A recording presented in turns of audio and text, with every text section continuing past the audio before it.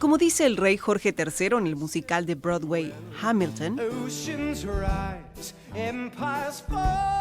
los imperios y las naciones caen. Así ha ocurrido en el mundo desde el comienzo de la civilización. Si no lo cree, pregúntele a cualquier faraón o emperador del Sacro Imperio Romano. Aunque no todas las revoluciones inspiran un musical de Broadway, están llenas de acción, drama y derramamiento de sangre. Pero las personas en el poder no caen sin luchar, y a menudo se necesita una poderosa revolución para derrocarlos. Esto nos lleva a la Guerra Fría y a cómo finalmente cayó la cortina de acero. A veces se necesita un solo interlocutor para poner la pelota en el juego. Este video de la mañana del 21 de diciembre de 1989 muestra el momento exacto en el que llegó a su fin el opresivo régimen del dictador rumano Nicolae Ceausescu.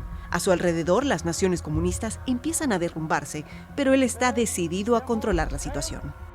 Entonces, después de que estallaran las protestas contra él en la ciudad de Timisoara, Ceausescu transporta en autobuses a alrededor de 110,000 trabajadores al centro de Bucarest para que desfilen con pancartas y proclamen su amor por él. Y al principio todo sale según lo planeado. As soon as Ceausescu is introduced, he starts his, canned speech saying the same thing that he said 1,000 times before. Blah, blah, blah. Bullshit. Trebuie să acționăm în deplină unitate, cu fermitate, împotriva tuturor celor care încearcă să slăbească. At the first, the people are applauding. You can see that they're applauding, right? And then it's supposed to get quiet. And as things get quiet, somebody yells, "Down with Ceausescu." Aceasta ca o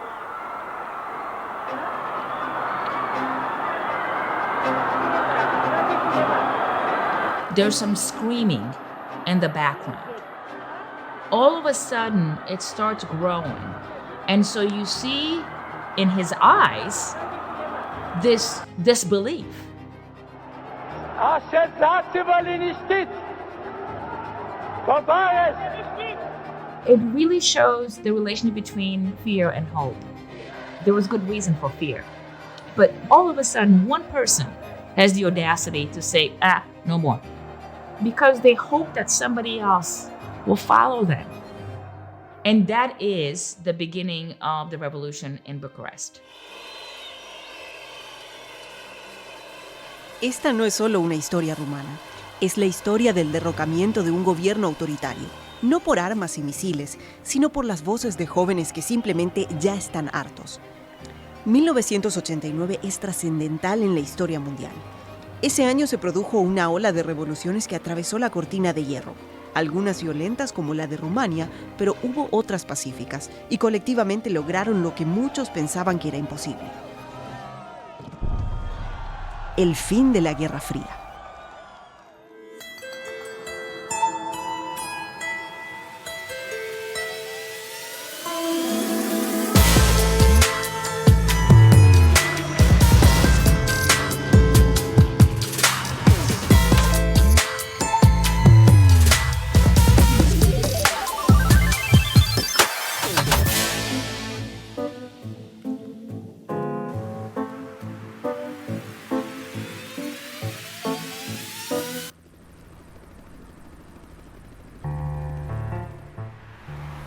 La ciudad de Berlín fue capital de la Guerra Fría. Estaba dividida entre el este y el oeste con 156 kilómetros de alambre de púas y vallas que separaban el Berlín occidental capitalista del Berlín oriental comunista. Aún hoy se puede ver la huella que dejó el muro en la ciudad. Es visible incluso desde el espacio. Life under communism was very much like living as a bonsai tree. The party provided the container, the soil, the water, and also the trimming of the bonsai tree regularly.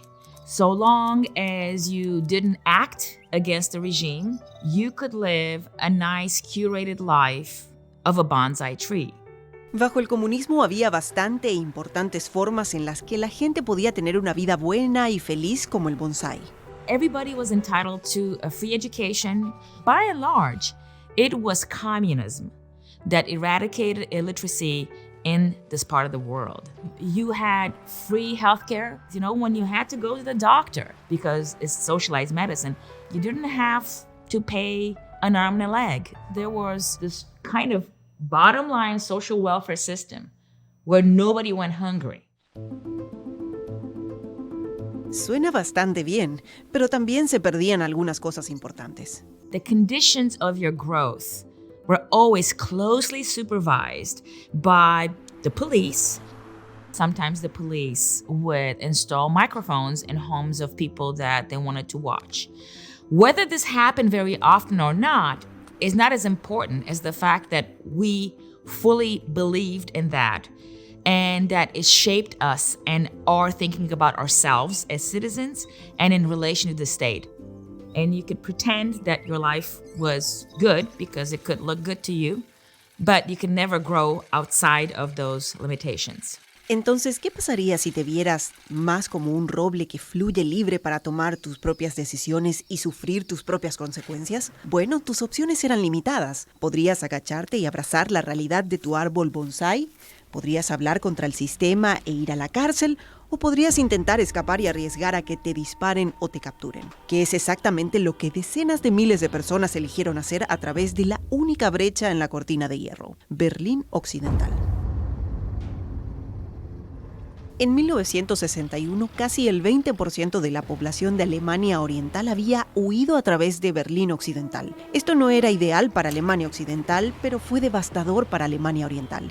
Y sin barrera física, era casi imposible detener el flujo de personas hasta que los soviéticos, que esencialmente gobernaban Alemania Oriental, encontraron una solución: construir el muro. La mañana del domingo 13 de agosto de 1961, la policía y miembros del ejército de Alemania Oriental sorprenden al mundo cerrando la frontera entre Berlín Oriental y Occidental. Ese día pasó a ser conocido como el Domingo de Alambre de Púas.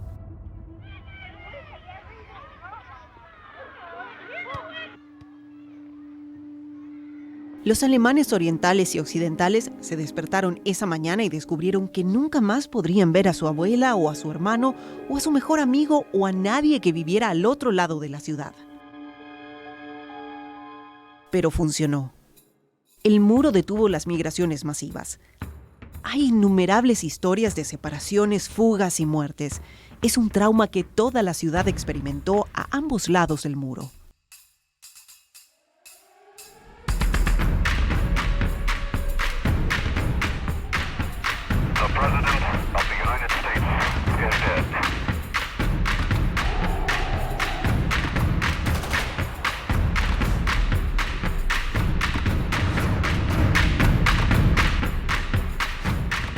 Sin ser afectados por las protestas, las canciones pop y los acontecimientos mundiales, el muro y la cortina de acero continuaron en pie. Y entonces, esta persona llega al poder, Mikhail Gorbachev. Well, although he came from a rural setting, he went to Moscow University. That was the best university in the Soviet Union. That university was circumscribed by ideology, but people within its walls could speak much more freely. So when he emerged from that university in 1955, he was already a doubter, if not an open dissenter. And then when he began to move up the ranks in the Communist Party, hoping for reform, but encountering stubborn resistance, he began to think, well, maybe we need more reform, not less. La visión de Gorbachev para Rusia era radical. Soñaba con un mundo que no estuviera dividido entre Oriente y Occidente, comunismo y capitalismo, dictadura y democracia. Un mundo en el que la Unión Soviética no solo pudiera reformarse, sino también integrarse a Europa. To even imagine that and to hope for it was a quite radical thing for him to do. La reestructuración completa de la economía y el sistema político emprendida por Gorbachev comenzó lentamente al principio. Como dice el refrán, Roma no fue construida en un día. He decided he needed to rein in the Communist Party and reduce its power and replace it with a genuine parliament and an elected president. And that's when he really broke through and began to transform the Soviet Union. Una de las formas en que Gorbachev democratizó la Unión Soviética fue mediante una política de glasnost, es decir, apertura. Según Gorbachev, en un esfuerzo por aumentar la transparencia del gobierno, la gente ahora podría literalmente criticar a sus líderes, algo que antes no estaba permitido. He allowed things to be said that had only been dreamed. Y cuando Moscú empezó a cambiar, las 15 repúblicas que componían la Unión Soviética empezaron a cambiar. Además de eso, la Unión Soviética era el líder de facto de una alianza militar llamada Pacto de Varsovia. De manera que lo que se decidió en Moscú se aplicó en todas partes. Pero en esa época Gorbachev también afirmó que dejaría de usar la fuerza para controlar las naciones dentro del Pacto de Varsovia. En broma, Gorbachev llamó a esa política la doctrina Sinatra en honor a la popular canción A mi manera. And now the end is near, and so I face the final curtain.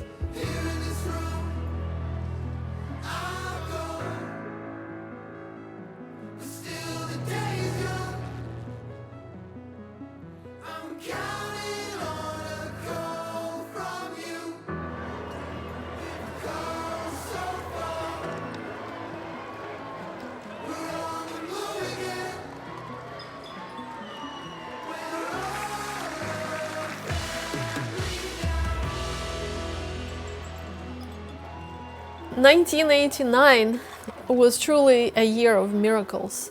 Every day was filled with hope. You could write freely, you could talk freely, you could discuss freely. But the tension in 1989 was that most people, they believed that the Soviets would use force to keep the Allies within the pact. There were quite a few people in the West, in Washington and elsewhere, who didn't believe Gorbachev. There were people who thought, well, he's just a smiley-faced communist. He's trying to get us to lay down our arms. But he wasn't. Muy gradualmente, a partir de 1989, los jóvenes de Europa del Este comenzaron a empujar los límites de lo permitido. The first free elections in the socialist bloc took place in 1989. I lived with my family in Moscow, and I couldn't believe what was happening right before my eyes. Pero no todos en Rusia estaban de acuerdo con Gorbachev. Eastern Europe was seen by many, especially people who fought in World War II, including my father, as a territory that the Soviets controlled legitimately. People said, these lands are soaked with the blood of the Soviet soldiers. We cannot give them away. Because the Soviets liberated Eastern Europe from Hitler. But when Gorbachev is even now accused by old thinkers that he gave away Eastern Europe, he responds, to whom did I give it to? I gave Hungary to the Hungarians. I gave Czechoslovakia to Czechs and Slovaks. I gave Poland to the Poles. Pero, ¿qué pasa con el muro? La gente a veces asocia la caída del muro con Ronald Reagan debido a este momento especial. Mr. Gorbachev, tear down this wall. Pero la verdad es que no fue esta dramática declaración la que acabó con el muro para siempre. De hecho, era una declaración aburrida viniendo de una persona de la que el mundo nunca había oído hablar. Este es Günther Schabowski, un funcionario de Alemania Oriental que era portavoz de su gobierno. Después de una avalancha de protestas, los funcionarios decidieron ceder un poco y disminuyeron las restricciones fronterizas. Este es el plan.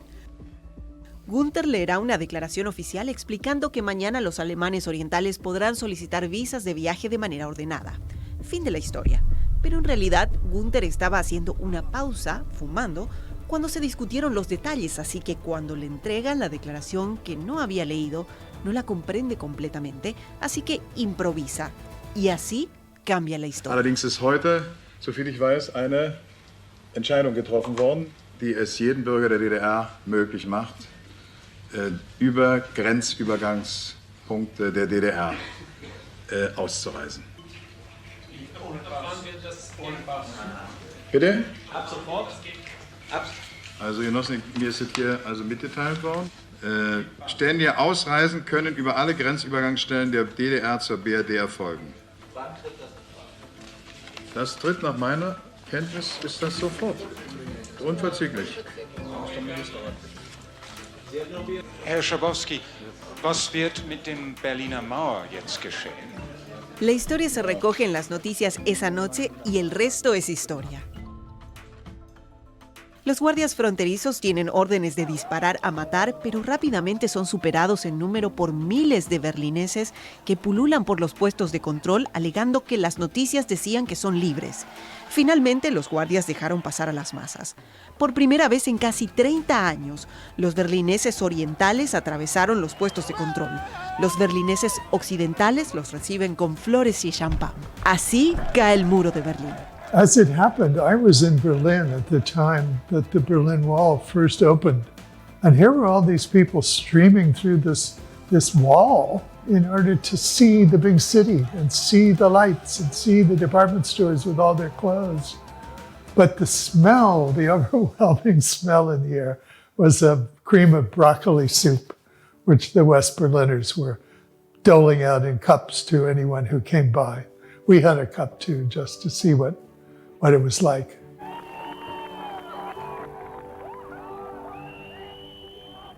I learned later that Gorbachev's advisors did not wake him to tell him that it had fallen. I think they sensed that he not only didn't view it as a disaster, but welcomed it as part of the end of the Cold War. It's the Germans who tore down the wall, breached the wall, went through the Brandenburg Gate to freedom, and Gorbachev's real achievement is that at that moment, he ordered the Soviet troops to stay in their barracks and not make any provocative moves.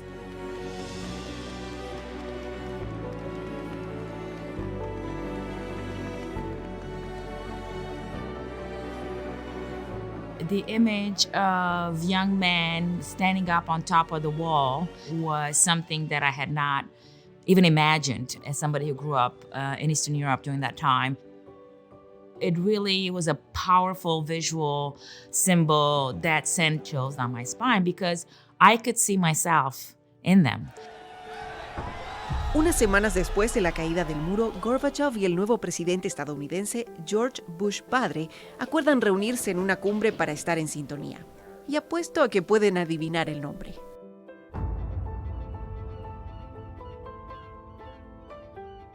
Gorbachev y Bush se reúnen durante 2 días en buques de guerra anclados en mares agitados en Malta.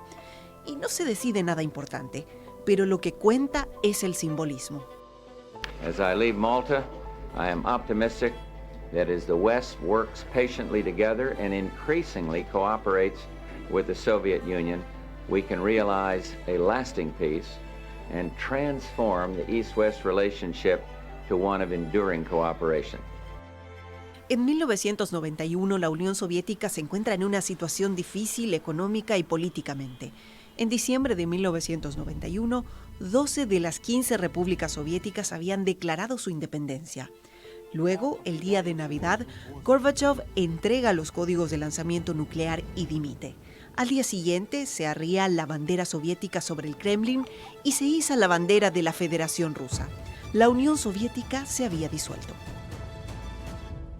It was not a collapse of the country so much as a political act. A political act which was intended to dissolve the Union and create something else instead of it.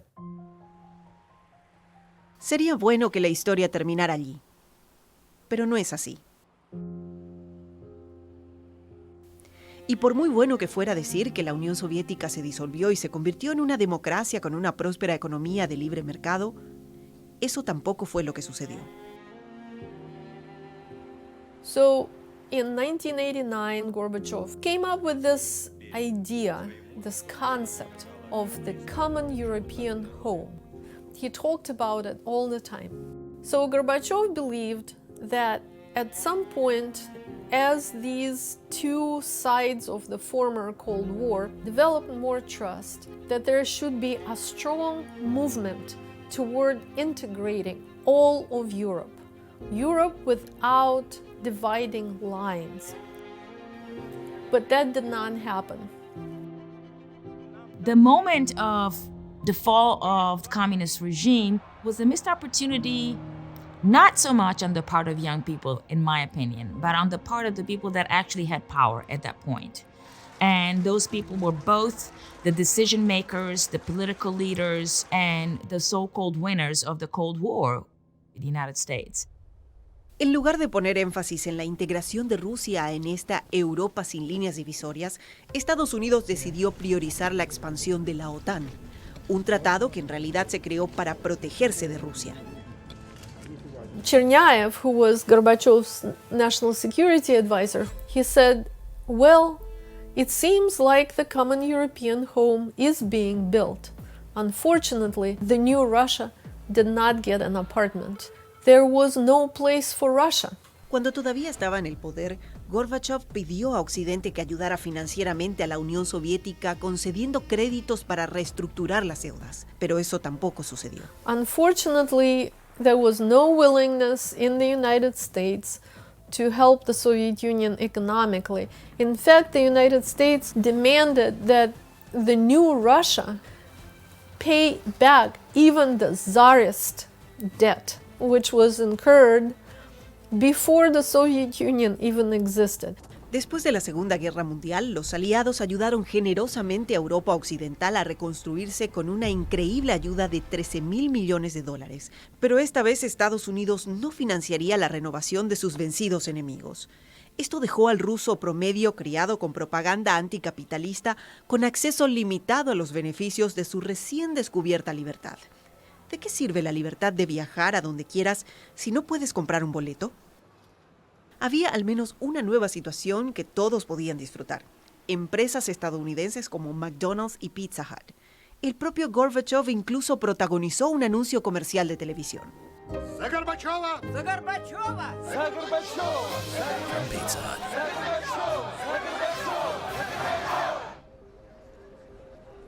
Everybody in the United States, me including, believed that the end of the Cold War just happened. The liberal ideas won. There is no possibility of going back to the old days. And so the democratic model and capitalism are applicable across the entire world. And the United States was actively trying to help Russia reform using this model. And Russia was very resistant. And by 1995-96, people saw that democracy did not benefit them at all. In fact, they saw that democracy brought a lot of corruption. Democracy brought fixed elections.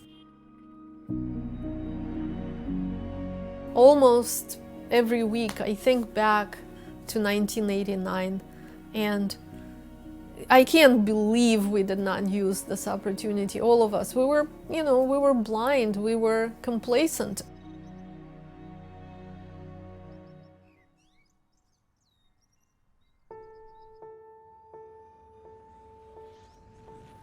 It's, I think, tempting for all of us to say, well, what difference can I make? I'm just an ordinary person.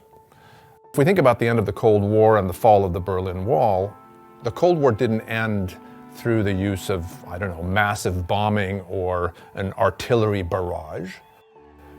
It really ended, in a sense, through ideas. The power of people, ultimately, was decisive.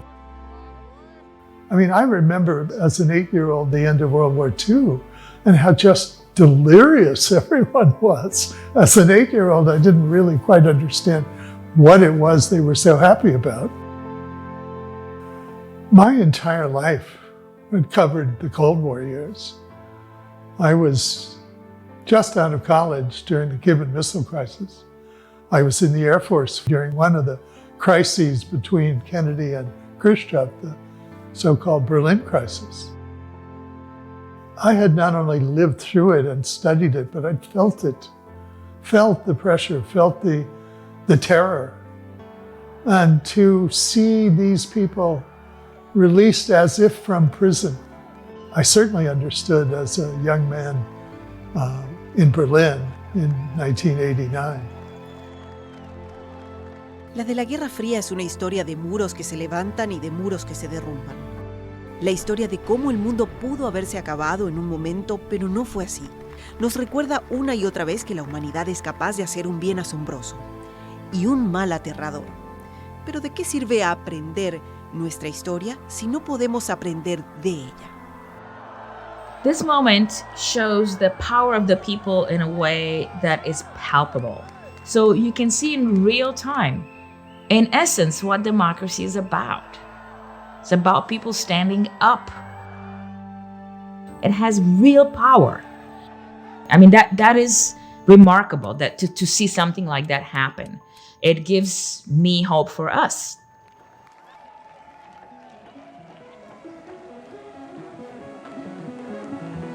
Here in this room, I'm gold, but still the day is young, and I'm only halfway down. We've come so far, we're on the move now. Reach into my